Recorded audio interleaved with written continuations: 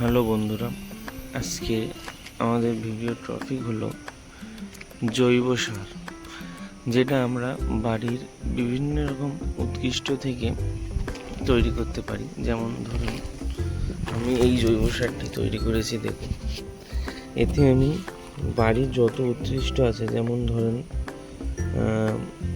আদা, রসুন, তারপরে আলুর খোসা, তারপরে বিভিন্ন রকম শাকসবজি, যেগুলো আমাদের নিত্য প্রয়োজনীয় জিনিস আমরা খাবার হিসেবে নিই। যেমন ধরুন যে কোনো সবজির খোসা, তারপর রসুন, আদা, পেঁয়াজ, তারপর ডিমের খোসা, এগুলো এক জায়গায় রেখে পলিথিনে বন্ধ করে যে কোনো একটি জায়গায় রেখে দিলে দীর্ঘদিন ওই পলিথিনে থাকার কারণে পচে জিনিসটা এমন তৈরি হবে।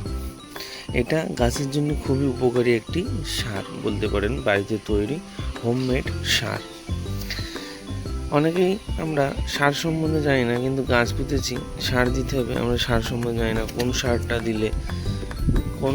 দিলে গাছের ভালো গ্রোথ হবে, কোন সারটা দিলে গাছে ভালো ফলন আসবে, আমরা কেউই জানি না।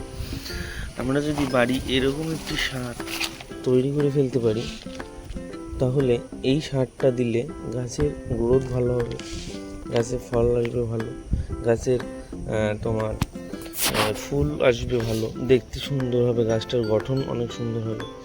তো আমাদের এই সারটা বানানো খুবই সহজ, কিন্তু এর কাজটা অনেক গুরুত্বপূর্ণ, অনেক স্ট্রং কাজ করে।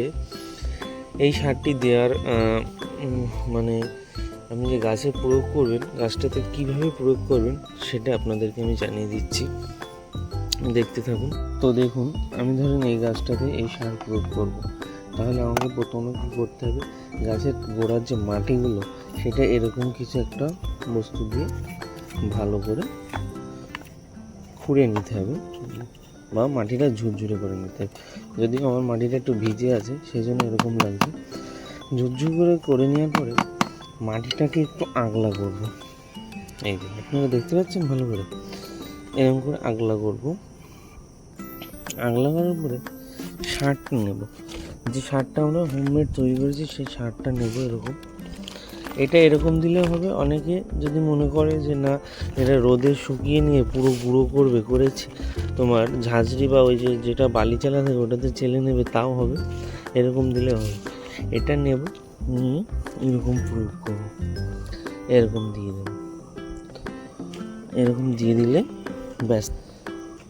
দেওয়ার পরে আমরা যে মাটিটা ওপরে রেখেছিলাম, সেই মাটিটা এর ওপরে এভাবে দিয়ে দেব। হ্যাঁ, মনে রাখতে হবে এই সারটা বেশি পরিমাণে প্রয়োগ করা যাবে না। মোটামুটি মাসে একবার কি দুবার দিলেও হয়। মাসে 1-2 বার দিলেই সারটা ভালো কাজ করবে, গাছটা গ্রোথ আসবে, প্রচুর পরিমাণে ফুল ফল হবে।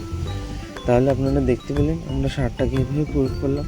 এটা বানানো খুবই সহজ, কিন্তু এর কার্যকারী ক্ষমতাটা অনেক বেশি। তাই সুতরাং বাড়িতে সকলের তো উৎকৃষ্ট থাকা ডিমের খোসা, রসুনের খোসা, তারপরে তোমার আলুর খোসা, শাকসবজির খোসা, আপনারাও বানিয়ে ফেলুন বাড়িতে তৈরি এই জৈব সার। আপনাদের গাছকে সুস্থ সবল রাখুন। এই পর্যন্ত, আগামী ভিডিওতে আপনাদের সঙ্গে দেখা হবে। Good bye.